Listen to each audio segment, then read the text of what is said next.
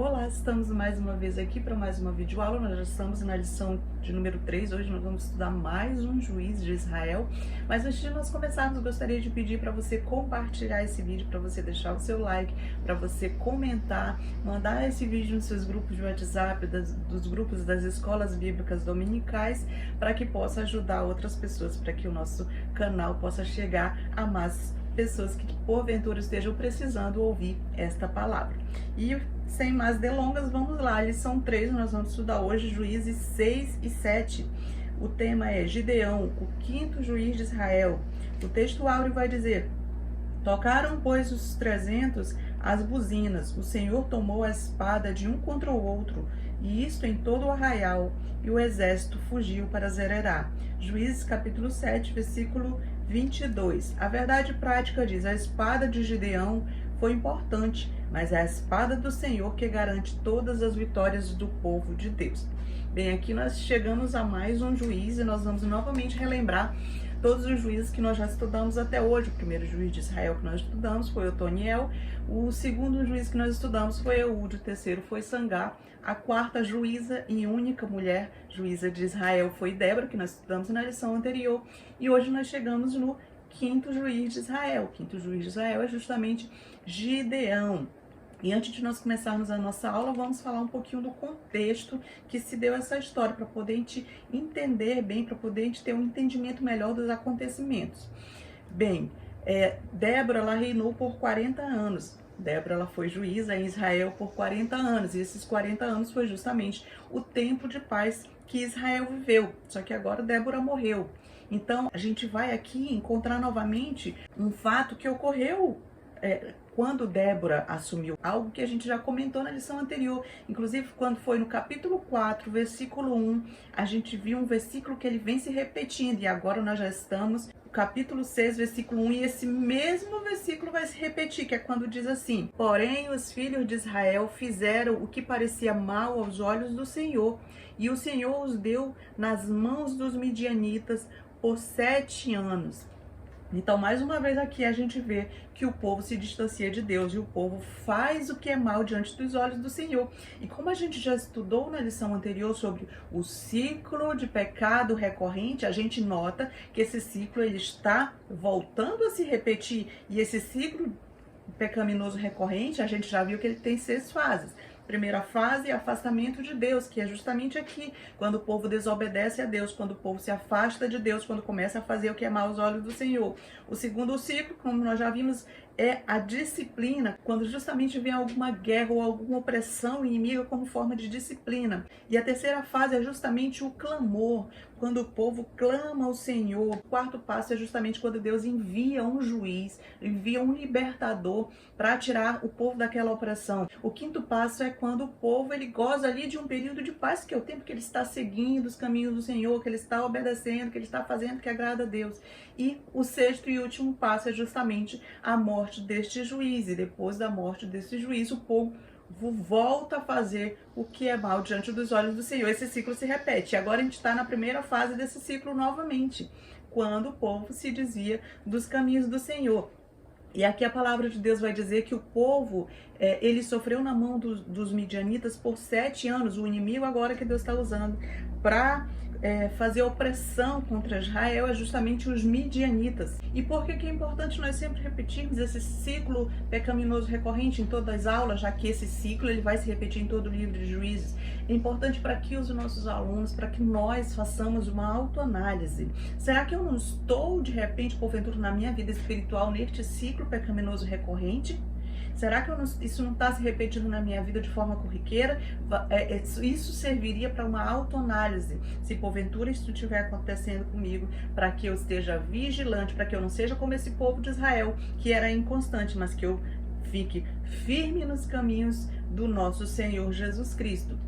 Aqui a gente está acompanhando que o povo ele se afastou de Deus, ele fez o que era reto aos seus olhos, cada um, a palavra de Deus diz aqui em Juízes, que cada um fazia o que queria, cada um fazia o que achava certo, o que achava correto, ou seja, era uma sociedade sem leis. E aqui o Senhor entregou o povo de Israel na mão dos midianitas, e estes foram oprimidos pelos midianitas por 7 anos, foram 7 anos de opressão. Antes de a gente passar para o próximo tópico, a gente precisa lembrar que os midianitas, eles habitavam no deserto e eles vinham da descendência de Abraão. A gente vê Abraão, depois que Sara morreu, Abraão casou novamente, casou-se com Quetura. Então, desta união, deste relacionamento, nasceram os midianitas. E os midianitas a gente vai ver que se tornaram inimigos de Israel. E se a gente for observar anos antes, quando o povo ainda peregrinava no deserto, os israelitas, eles lutaram contra os midianitas, só que eles não eliminaram por completo. E essa falha em eliminar os midianitas fez justamente com que este povo aumentasse novamente e voltasse para oprimir o povo de Israel mais uma vez. Então o que acontecia? Os israelitas, eles faziam as suas plantações, e toda vez que eles faziam as suas plantações, que eles colhiam, os midianitas vinham e ou destruíam as suas plantações ou pegavam as suas colheitas e levavam para si e deixavam o povo de Israel sem nada, sem bois, sem carneiros, sem nada. Eles arrasavam a terra de Israel. E a opressão era tão grande que o povo de Israel, ele subia para as montanhas e eles se escondiam nas cavernas. Olha quanta opressão o povo de Israel sofria nesse tempo. E tudo isso acontecia porque os midianitas, eles eram muito mais fortes que o povo de Israel. E a palavra de Deus, ela vai descrever que eles eram tão numerosos como gafanhotos, que não se podia contar tantos que eles eram. E os israelitas agora, por causa da opressão dos midianitas, eles pedem socorro ao Senhor, eles clamam ao Senhor, eles oram ao Senhor por causa dos midianitas.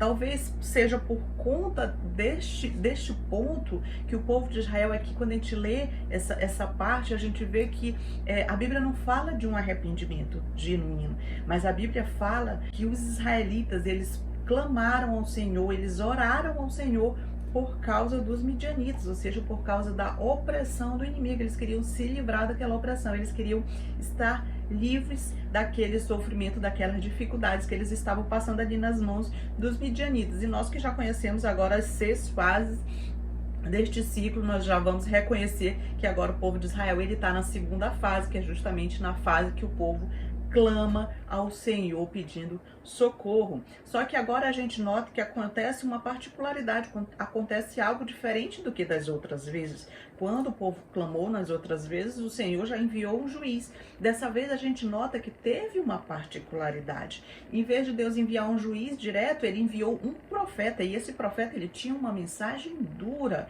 ele tinha ali um sermão duro para o povo ouvir. E nesse duro sermão, Deus vai dizer para o povo de Israel: olha, eu libertei vocês lá do Egito, da escravidão, vocês eram escravos lá.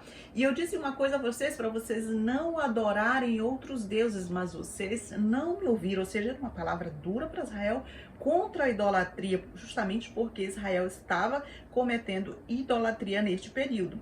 O tópico 1 vai dizer o capitão, o subtópico 1 vai dizer um homem chamado. Agora vamos falar um pouco sobre Gideão, que diz: Juízes 6,14. Então se virou o Senhor para ele e disse: vai nessa tua força e livra Israel da mão dos midianitas. Porventura não te enviei eu? Bem, agora depois que o povo clama ao Senhor, depois que Deus envia aquele profeta para dar aquele sermão no povo, e o povo ouve este sermão, agora finalmente Deus envia ali, Deus separa um homem para ser juiz de Israel. E esse homem era um homem simples, era um homem pobre, era um homem que não tinha muita competência humanamente falando, mas que ele seria nas mãos de Deus, ele traria nas mãos de Deus um resultado extraordinário que levaria o povo a sair daquele buraco, a sair daquela dificuldade. E não só tirar Israel daquela situação, mas transformar Israel numa nação que sairia de perseguido, que sairia de perdedor, que sairia de derrotado, para reassumir ali a sua liderança como povo de Deus. E esse escolhido foi justamente Gideão. E é interessante nós notarmos que Israel mais uma vez precisou chegar ao fundo do poço para poder clamar ao Senhor. E a gente fica pensando quanto sofrimento eles teriam evitado se tivessem confiado no Senhor, se tivessem clamado ao Senhor, se tivessem continuado ali firme nos caminhos do Senhor e não seguido os seus próprios caminhos. E com isso a gente aprende que voltar-se para Deus e clamar a Deus não deve ser de maneira nenhuma o último recurso, mas deve ser o primeiro recurso nas nossas vidas. É claro que isso não quer dizer que nós não passaremos por aflição, se nós seguimos ali nos caminhos do Senhor, isso não quer dizer que nós não passaremos por aflição, não. O próprio Jesus disse, no mundo tereis aflição, mas tende bom ânimo, eu venci o mundo. Então, a gente não vai ter nenhuma garantia por servir ao Senhor, a gente não vai ter nenhuma garantia de não passar por aflição. Mas como diz lá em Isaías, ele diz, quando passares pelo fogo, ele não te queimará, quando passares pelas águas, elas não te submergirão. Então, ele não diz se passares pelas águas, se passares pelo fogo, não, ele diz quando tu passares. A diferença é que quando nós servimos a Deus, quando nós estamos no caminho do Senhor, nós temos a certeza que o Senhor está conosco, e ele diz mais que ele nos dá paz em meio a essas aflições. E essa paz só vem através de Jesus Cristo, porque é com a certeza de que Ele está ao nosso lado, de que Ele nos dá força, que Ele nos dá sabedoria para passar naquelas dificuldades. E justamente quando nós passamos por esses rios de dificuldades, nós só temos duas opções, ou nos afogamos ou nós saímos mais fortes. É claro que se nós dependermos das nossas próprias forças, nós nos afogaremos. Se nós formos achar que, não, eu consigo, eu tenho os meios de conseguir passar por esse rio de dificuldade, provavelmente você vai se afogar. Mas se você convidar o Senhor para acompanhar você, Ele certamente lhe protegerá e você sairá ali ileso e mais forte daquela situação. E agora Deus escolhe Gideão, que era de uma família simples, que era de uma família pobre. Ele era da tribo de Manassés, justamente da tribo de Manassés, e ele pertencia a uma família que não era uma família expressiva naquela sociedade. E na conjuntura dele com a sua tribo, com seu pai, com a sua família, ele não tinha ali nenhuma expressividade social, não tinha nenhuma expressividade política, não tinha nenhuma expressividade profissional, não. Se a gente for pensar, ele era uma pessoa comum como eu e você, que trabalha, que tem as suas adversidades, que tem as suas dificuldades do dia a dia. Ele era uma pessoa comum. Então, Gideão, ele trabalhava, que a gente vai descobrir na leitura, que ele trabalhava como agricultor.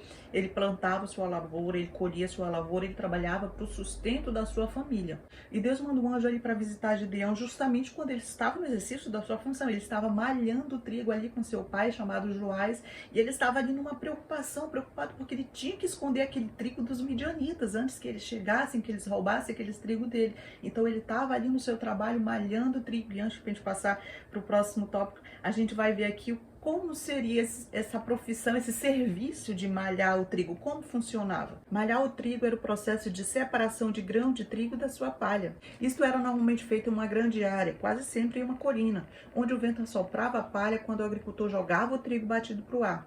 No entanto, se Gideão tivesse feito isto, teria sido presa fácil dos bandos de assaltantes que invadiram Israel, que eram os midianitas. Além do mais, ele foi forçado a debulhar seu trigo em uma prensa de lagar, em um buraco provavelmente escondido e local pouco provável para se guardar a colheita de cereais. E é justamente nesse cenário que Deus manda o anjo falar ali com Gideão, e o anjo fala para ele que ele seria separado, um varão valoroso, que Deus usaria a vida dele para mudar o cenário de Israel. E Gideão se sente ali um homem fraco, Gideão se sente o menor da sua tribo, Gideão se acha uma pessoa sem valor, e como que Deus poderia usar ele de alguma maneira. E Deus tem uma palavra sobre ele e diz: Deus é contigo, varão valoroso. Vai nessa tua força e livra Israel da mão dos midianitas. Porventura não te enviei eu. Essa foi a palavra que o anjo do Senhor lhe deu para ele, dizendo: eu estou contigo, ou seja, assegurando que estaria com ele. Ele não estava em nenhum momento dizendo que você não vai passar por nenhum momento difícil, você não vai passar por nenhuma dificuldade, nenhuma aflição, mas o que ele estava garantindo é: eu estarei contigo em todos os momentos. E ali a gente vê que ele garante dar força, a força necessária para que Gideão pudesse vencer o inimigo. E a respeito dessa clara promessa de conceder-lhe o poder, Gideão, ele deu até algumas desculpas pro anjo do Senhor, porque Gideão ele olhou apenas para as suas limitações, porque Gideão olhou apenas para as suas fraquezas, ele esqueceu de olhar para Deus. E quando o anjo do Senhor deu aquelas promessas de que usaria ele, que ele era valoroso, que estaria com ele, ele olhou para ele mesmo em vez de olhar para Deus. Ele disse: eu não posso, eu não consigo, eu tenho muitas limitações, eu tenho muitas fraquezas. Ele não enxergou como o Senhor poderia trabalhar através da vida dele. Ele não olhou diretamente para Deus, ele olhou para si. E assim como Gideão, nós também fomos chamados para servir a Deus em áreas específicas. Embora o Senhor nos nos prometa as ferramentas e as condições necessárias, sempre nós inventamos desculpas. Só nós olharmos para nós mesmos, sempre que tem algo novo para que nós façamos para o Senhor, na obra do Senhor, nós sempre temos uma desculpa pronta. Mas nós não devemos nos esquivar de fazer a obra do Senhor, de servir ao Senhor. Pelo contrário, nós devemos nos dedicar em fazer a vontade de Deus. O subtópico 2 vai dizer um homem disposto, dos Juízes 6, 25 e 26, que vai dizer: naquela mesma noite ele disse ao Senhor: toma um boi que pertence a teu pai, a saber, o segundo boi de 7 anos, e derriba o altar de Baal. Edifica ao Senhor teu Deus um altar. Aqui Gideão já tem o seu primeiro desafio. Deus lança sobre ele, Deus fez o chamado, Deus escolheu, Deus disse: tu és um homem valoroso, agora tá aqui o desafio nas tuas mãos que tu tens que fazer. E o primeiro desafio que Deus lança ali sobre Gideão é que ele derrubasse, que ele destruísse o altar de Baal, e justamente isso testaria a sua fé, testaria o seu comprometimento com a obra que Deus tinha ali para entregar nas mãos de Gideão. Mas a gente precisa entender que a religião cananeia nesse tempo ela era muito politizada, e um ataque a um ídolo desse ele poderia ser entendido como um ataque, uma provocação ao governo local. Então, caso Gideão ele fosse apanhado nesse ato, ele corria sérios riscos de ser atacado, ele corria sério risco de ter problemas e de sofrer até ataques físicos. Então a gente nota que Gideão ele correu um sério risco, um risco real, ao seguir a mais importante lei de Deus, que proíbe sumariamente a adoração a ídolos. E se a gente continuar lendo, a gente vai ver que depois que o povo descobriu que era Gideão quem havia destruído aquele ídolo, o ídolo Baal e o poste de Aserá, aquele povo ele vai contra Gideão e ele tenta matar Gideão, ele tenta apedrejar Gideão. E a gente nota que muitas daquelas pessoas eram israelitas, e com isso a gente vê como o povo estava longe do Senhor, como o povo tinha se afastado de Deus. E é interessante nós notarmos a inversão de valores que ocorre aqui no povo de Israel, porque lá em Deuteronômio 13 nós vemos que a lei vai dizer, que Deus vai dizer que quem adorasse ídolos, quem adorasse imagem deveria ser apedrejado até a morte. E nós notamos aqui essa inversão de valores, que Gideão, que foi aquela pessoa que destruiu o ídolo, que queria obedecer sumariamente a lei de Deus, a ordem de Deus, esse mesmo Gideão era quem estava para ser apedrejado, quem estava para ser morto, porque este queria adorar a Deus, queria destruir estes ídolos. Então a gente nota aqui uma grande inversão de valores, e qualquer semelhança com a nossa atualidade não é mera coincidência, porque a gente vê os valores sendo invertidos e sendo aplaudidos até pelo povo de Deus. E aqui o autor da revista ele vai nos levar à reflexão que quando nós começamos a realizar qualquer coisa para o Senhor, é possível que sejamos criticados pelas mesmas pessoas que deveriam nos apoiar, ou seja, aquelas que estão conosco ali servindo a Deus. Normalmente são as mesmas pessoas que vão nos criticar. E antes de nós passarmos para o outro tópico, vamos só fazer aqui um asterisco aqui para nós vermos quem era este Deus Baal, quem era, porque aqui tinha um Deus, esse Deus que o povo de Israel servia justamente era o Deus Baal e Aserá, e a gente vai ver um pouquinho que Deus era esse. Baal era considerado o Deus das chuvas e das tempestades. Por essa razão, pensava-se que ele controlava a vegetação e a agricultura, podendo ser chamado até ali de o Deus da fertilidade. A prostituição nos templos pagãos e o sacrifício de crianças faziam parte da adoração àqueles deuses cananeus. Baal era o ídolo mais adorado dos cananeus, mais frequentemente apresentado na forma de um touro, simbolizava força e fertilidade e era considerado o deus da agricultura. Já Aserá era a sua esposa, a deusa do mar, adorada por meio de colunas de madeira que substituíam as árvores sagradas. Nos tempos de escassez, os cananeus acreditavam que Baal estava bravo com eles e retinha a chuva como castigo. O subtópico 3 vai dizer um homem revertido, Juízes capítulo 6, versículo 34, que vai dizer: então o Espírito do Senhor revertiu a Gideão, o qual tocou a buzina, e os abiezritas se juntaram após ele. Interessante a gente notar que teve um processo até Gideão ser ungido, até Gideão ser revestido pelo Espírito Santo. A gente nota que teve um processo. Primeiro ele foi chamado, ele foi escolhido, o anjo ali chamou ele de valoroso, encorajou ele. Em seguida, ele teve que destruir ali o ídolo que tinha na casa de seu pai, ele teve que derrubar aqueles ídolos, ele teve que abrir mão, que quebrar, que destruir e adorar o único Deus verdadeiro. E somente agora, depois disso, depois desse desafio, depois de ter passado nesse desafio, de ter deixado, de ter quebrado os seus ídolos, agora se ele é revertido pelo Espírito Santo.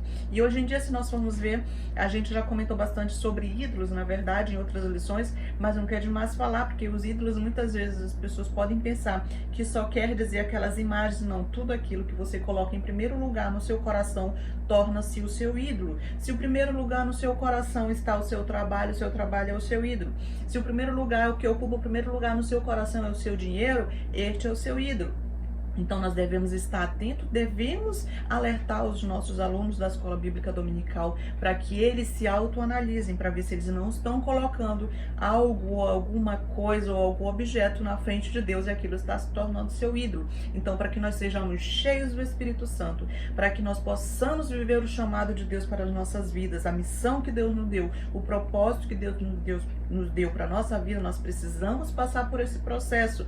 Nós já fomos chamados quando aceitamos Jesus, nós ouvimos esse chamado e estamos prontos para a missão que o Senhor tem para nos dar, mas aí nós precisamos abrir mão, nós precisamos quebrar esses ídolos, quebrar os portes que estão ali em adoração no nosso coração, e a partir dali nós seremos cheios do Espírito Santo e prontos e preparados para cumprir a missão que o Senhor tem para cada um de nós. Deus não nos chamou para nós ficarmos somente nos bancos da igreja, recebendo as bênçãos ali e vivendo aquelas bênçãos na nossa semana, não. Deus nos chamou com um propósito.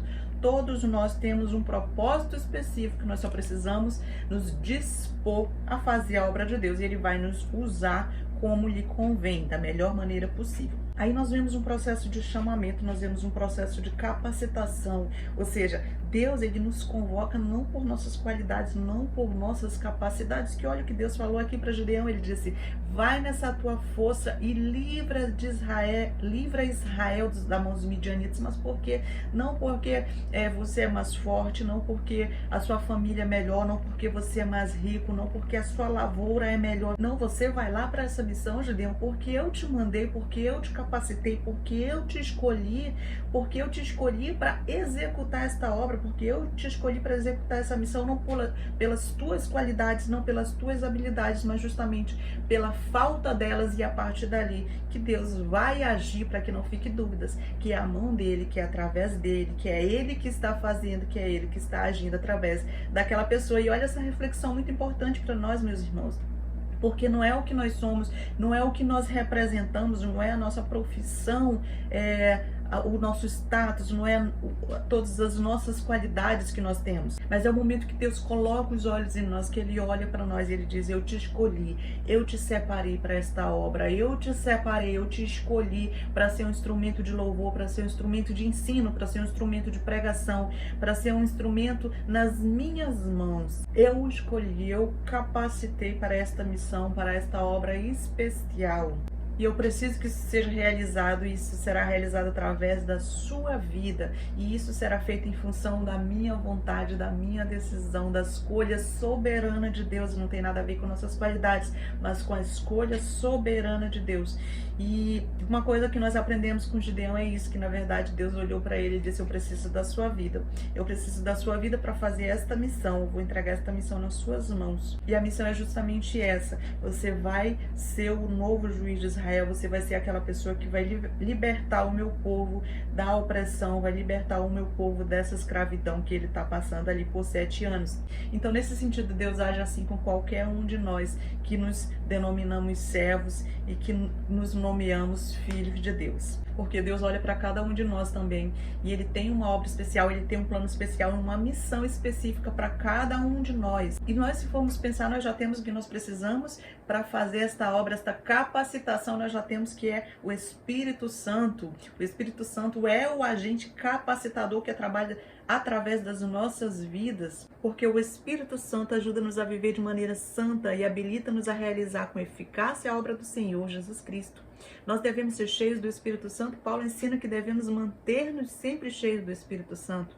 Então, estar cheio do Espírito Santo, ou deixar que o Espírito Santo nos encha, significa ser controlado, governado e guiado por Ele.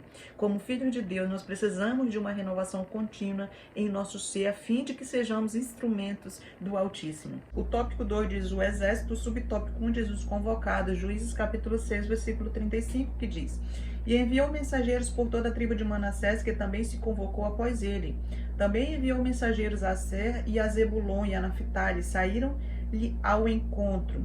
Então aqui Gideão agora já está revertido pelo Espírito Santo e ele assume ali esse compromisso em cumprir a missão que o Senhor havia entregado em suas mãos. Então, a partir dali, ele já começa a agir. A primeira ação dele é justamente convocar todos os homens daquela região e ele consegue ali reunir a quantidade de 32.000 homens. O subtópico 2 vai dizer os dispensados, Juízes capítulo 7, versículo 12, que vai dizer: E disse o Senhor a Gideão: muito é o povo que está contigo, para eu dar os midianitas em sua mão, a fim de que Israel se não glorie contra mim, dizendo, a minha mão me livrou. Então agora, ali Gideão conseguiu reunir 32.000 homens, e Deus olha ali para aquela situação e diz, não, tem muita gente. Esse povo vai dizer, depois que ele ganhar esta luta, ele vai dizer, nós ganhamos porque éramos muitos, porque éramos fortes, porque estávamos unidos, e acharia que ganharia pelo poder das suas próprias mãos. Então, Deus vai dizer, não, isso não vai acontecer, vamos fazer uma seleção, Gideão. E é interessante nós notarmos que isso vai contra toda a lógica humana, porque pela lógica humana, quanto mais gente, quanto mais soldados no exército, melhor, maiores as chances de vencer. Mas Deus não, Deus, ele já querendo evitar, inclusive aqui no texto fica isso bem claro, para que o povo não se glorie de si mesmo, para que a glória realmente seja dada para Deus. E agora Deus manda Gideão levar os seus soldados ali para um riacho, para beberem água, e justamente a seleção ocorre ali, porque aqueles que se abaixassem e pegassem as águas com as mãos para beber, esses seriam os escolhidos. E aqueles que se debruçassem sobre a água e bebessem água, lambendo a água diretamente na fonte como cachorro, esses seriam os dispensados. E o que sobrou, a quantidade que sobrou foi exatamente 300 homens. Desses 10.000 homens, 9.700 voltaram para casa, e Gideão fica ali apenas com 300 homens, 300 soldados, para lutar justamente contra um exército de 135.000 soldados. Então nós vemos aqui uma redução de 99% no exército que Gideão tinha inicialmente. Mas por que isso? O que nós podemos aprender? Qual a lição que nós podemos tirar deste relato que está aqui na Bíblia? Nós podemos tirar a lição que Deus trabalha através das nossas fraquezas, que a obra de Deus se torna completa em nós quando nós reconhecemos a nossa pequenez, quando nós reconhecemos quão pequenos e dependentes de Deus nós somos. E assim como eles, nós precisamos reconhecer o perigo de lutar com as nossas próprias forças, o perigo de confiar nas nossas próprias habilidades, nas nossas próprias qualidades. Nós podemos confiar na vitória se tão somente nós colocarmos nossa confiança em Deus e não em nós mesmos. O tópico 3 vai dizer a vitória, o subtópico 1 vai dizer justamente um plano traçado. Juízes capítulo 7, versículo 15, que diz, e sucedeu que, ouvindo Gideão a narração deste sonho e a sua explicação, adorou e tornou ao arraial de Israel e disse, levantai-vos, porque o Senhor tem dado o arraial dos midianitas nas vossas mãos. Bem, o que aconteceu aqui é que para enfrentar as forças esmagadoras do exército inimigo dos midianitas, que eram numerosos, 135.000 soldados, Gideão, ele teve medo, Gideão, ele sentiu medo mesmo depois de toda a confirmação, que se você puder, você leia todo o capítulo, que tem outras partes que Gideão fica em dúvida e pede confirmação de Deus, que não foi citada aqui na lição, mas que é interessante você ler.